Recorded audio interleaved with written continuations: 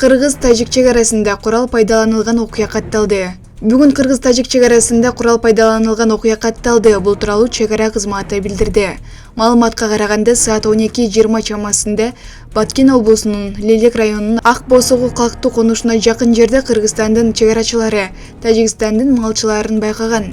Алар Кыргызстандын аймагында мал кайтарып жүрүшкөн. Кыргызстандын аймагынан чыгууну талап кылган чек арачыларды Тажикстандын жарандары көңүлгө албай, тескерисинче аскер кызматчыларын көздөй ташыргытышкан. Чабандардын бири Кыргызстандын чек арачыларын көздөй 2-3 жолу ок чыгарган деп айтылат маалыматта.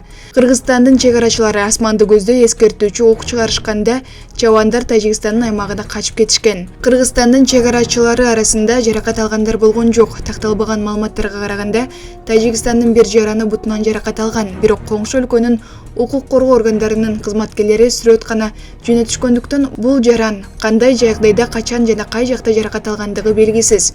Жакын арада чек ара өкүлдөрүнүн жолугушуусу күтүлүүдө. Учурда Кыргыз-Тажик мамлекеттик чек ара тилкесиндеги жагдай туруктуу деп мүнөздөлүүдө. Маалымат булак Спутник Кыргызстан.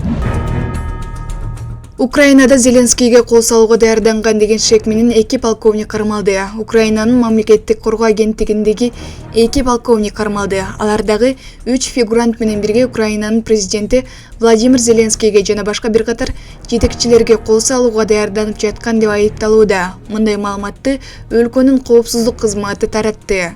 Страна ЮА жарыялаган маалымат боюнча полковниктер Андрей Гук менен Деркач колго түшүрүлгөн. Ал эми аткаруучу катары алгач президенти барымдага алып, андан кийин өмүрүнө кол сала турган жакын күзөтчүлөрдү издешкен. Шектүүлөр камакка алынып, тергөө жүрүп жатат. Маалымат булак Баракелде.